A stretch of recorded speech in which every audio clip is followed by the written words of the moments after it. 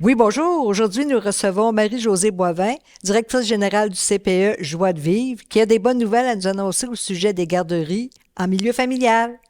Ici Lucie Crevier pour Studio Saint-Jean. Ici Louis Lemieux, votre fier député de Saint-Jean. La chaîne YouTube ou Facebook que vous regardez en ce moment, c'est Studio Saint-Jean, la chaîne télé de votre député au service de la communauté, pour apprendre à se connaître davantage, pour travailler mieux ensemble. Vous pouvez contribuer en devenant bénévole avec l'équipe d'animation ou nous écrire pour nous envoyer des suggestions d'invités ou de sujets.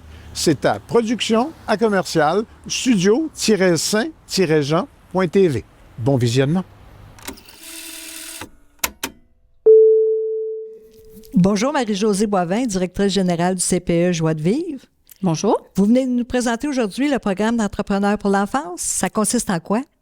Bien, ça consiste à créer davantage de places en service de garde et ce, rapidement. Comment c'est né? En 2020, M. Louis Lemieux se questionnait comment créer davantage de places sur notre territoire et lui a créé le chantier main-d'œuvre pour l'enfance, chantier main-d'œuvre au Richelieu et il y avait plusieurs axes à ce chantier-là. Donc, comment comment aider au niveau de la pénurie de main-d'œuvre pour les logements, pour le transport collectif et pour les places en service de garde, parce qu'on sait que le manque de places en service de garde, c'est directement relié à la pénurie de main-d'œuvre. Donc, pour créer des places en milieu familial, on a créé un fonds régional qui va nous permettre d'offrir une bourse à ces nouvelles personnes qui vont ouvrir un milieu familial, soit dans leur maison, dans un organisme communautaire ou dans une entreprise. Elles vont pouvoir bénéficier d'une bourse de 4 000 $.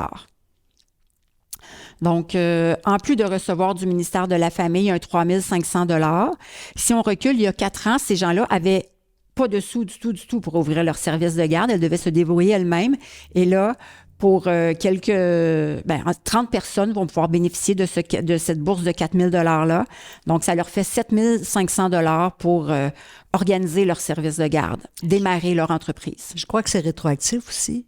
Oui, tous les gens qui ont ouvert leur service de garde après le 1er octobre 2023 vont pouvoir bénéficier du 4 000 $ qui est annoncé officiellement le 23 février 2024.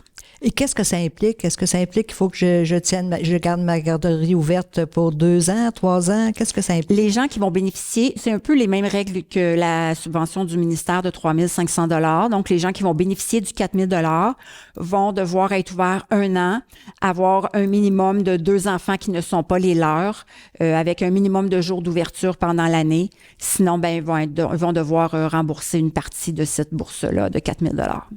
Et est-ce que ces gens-là ont de l'aide aussi de votre part? Oui, on est 2 bureaux coordonnateurs dans la MRC du Haut-Richelieu. Donc, il y a Joie de vivre qui est avec nous et il y a le Petit Monde de Calimero. Dépendamment de l'adresse de la personne, dépendamment de où est ouvert le service de garde, parce que si elle ouvre dans une entreprise, elle pourrait habiter à Saint-Jean, mais si elle ouvre dans une entreprise qui est située à Saint-Luc, elle va devoir faire affaire avec le bureau coordonnateur, le Petit Monde de Calimero. Donc, dans les bureaux coordonnateurs, on a des agents de soutien pédagogique et technique et on a des agents de conformité aussi. Donc, les agents de conformité vont 3 fois par année faire des visites à l'improviste dans ces milieux-là pour s'assurer qu'elles répondent aux lois et règlements du ministère de la Famille. En même temps, ils sont là pour des fois suggérer à la responsable d'aménager de telle façon ou de telle façon ou de tenir ses papiers de telle façon ou telle façon pour être plus efficace. On a aussi des agents de soutien pédagogique et technique, donc une responsable de service de garde qui a des difficultés avec un enfant, qui a des difficultés à communiquer avec un parent, qui a des difficultés avec son propre enfant qui est dans son service de garde, qui a de la difficulté à s'adapter à sa nouvelle réalité, à ce moment-là, ils peuvent faire appel à une agente de soutien pédagogique et technique. Wow, il y a tout un suivi. Oui, évidemment, c'est gratuit, là. C'est parce qu'elle fait partie du CPE, du bureau coordonnateur, elle a droit à ça. Ces gens-là ne sont pas abandonnés? Non, pas du tout. On les aide même dans le processus de reconnaissance. Tout le processus qui doit être fait pour en venir à pouvoir ouvrir officiellement un service de garde en milieu familial, les gens sont accompagnés avec nous. On va les aider au niveau de leur routine, au niveau de leur menu, que ce soit au niveau du plan d'évacuation, des documents qu'elles ont à nous fournir, de l'organisation, de l'aménagement des lieux dans leur maison. On va les soutenir pendant tout ce processus-là. Y a-t-il un processus de sélection? Oui, il y a un processus de sélection qui est rigoureux parce qu'on travaille avec des enfants. Donc, ça commence avec une vérification d'absence d'empêchement pour s'assurer que la personne n'a pas de casier judiciaire en lien direct avec les enfants qui l'empêcherait d'opérer un service de garde. Par la suite, il y a des entrevues avec la personne, il y a des entrevues avec son conjoint, avec les enfants de plus de 14 ans. Il y a une visite de la résidence aussi et elle doit nous soumettre des documents. Il y a une liste de documents qu'elle doit nous soumettre. Puis après ça, on décide avec le conseil d'administration si elles sont reconnues ou pas. Donc, nous, on a 876 places à notre permis. Présentement, on en a 375 de libres. On pourrait reconnaître des gens jusqu'à concurrence de 375 places. Et quand toutes nos places subventionnées sont octroyées, une place subventionnée, ça veut dire que le parent paye 9,10 $. Donc, on pourrait reconnaître des gens. Elles pourraient ouvrir un service de garde dans leur maison, mais sans place subventionnée. Ça veut dire qu'elles pourraient charger 25, 35, 45 comme elles veulent. Et elles bénéficient quand même de tous les services du bureau coordonnateur. C'est juste que le parent ne peut pas bénéficier d'une contribution réduite à 9,10 $. Et comment se fait la sélection des enfants? Pour les responsables de services de garde en milieu familial, la sélection des enfants se fait par bouche à oreille, par contact pour elles.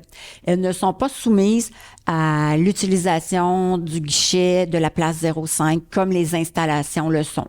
Nous, pour les installations, c'est vraiment une loi et le règlement qui nous impose de fonctionner. Le premier qui est en haut de la liste, c'est lui qu'il faut appeler s'il correspond à notre tranche d'âge. Pour les responsables de services de garde en milieu familial, ils affichent sur des sites Internet qui ont des places de libre. Je pense qu'elles se font solliciter au parc par des parents aussi qui lui demandent si elle a des places de libre. Mais c'est par choix qu'elle le fait. Et qui sont vos partenaires? Les partenaires du Fonds Entrepreneurs pour l'enfance, il y a les députés, M. Louis Lemieux, Audrey Bogmans, Carole Mallette. Il y a la ministre de la Famille, Mme Suzanne Roy. Il y a la MRC du Haut-Richelieu et il y a Desjardins, donc qui ont permis qu'on amasse pour ce projet-là un 120 000 $ qui va nous permettre d'offrir 30 bourses de 4 000 $. Et pour arriver à ce programme, vous y travaillez depuis combien de temps? Ça va faire 2 ans en avril qu'on y travaille directement, mais on avait commencé 1 an ou 2 auparavant avec M. Lemieux à comment recruter davantage de responsables de services de garde. Mais concrètement, sur un projet, c'est depuis 2 ans. Wow! Ça prend beaucoup de temps, hein? Oui. C'est une implication dont on ne se rend pas compte de l'énormité. Oui, c'est quand même ramasser beaucoup de sous, hein, donc je pense que faut saluer l'investissement de M. Bruno Magnan de NextDev là, qui a coordonné le tout de main de maître. Parlez-nous des compétences d'une responsable de service de garde. Une responsable de service de garde doit avoir plusieurs cordes à son arc. Donc, à la base, c'est une entrepreneure. Elle doit avoir des compétences en pédagogie pour avec les enfants, en communication pour avec les parents, en comptabilité pour faire sa comptabilité, faire sa cuisine, faire la désinfection. Donc, elle doit posséder plusieurs aptitudes pour gérer de main de maître son service de garde. Avez-vous d'autres choses à ajouter? Bien, je pense que ça serait important d'ajouter que toute personne intéressée à devenir responsable de service de garde peut aller sur le site Internet Entrepreneurs pour l'enfance. Elle va avoir de l'information sur le projet. Elle va pouvoir aussi s'inscrire. Et nous, les bureaux coordonnateurs, on va recevoir leurs demandes puis on va pouvoir entrer en contact avec eux. Merci beaucoup. Merci. Alors, on invite tout le monde à s'inscrire, tous les gens intéressés à s'inscrire. Ici, c'était Marie-Josée Boivin, directrice générale du CPE Joie de vivre. Ici, Lucie Crevier pour Studio Saint-Jean. Merci, à la prochaine. Suivez-nous.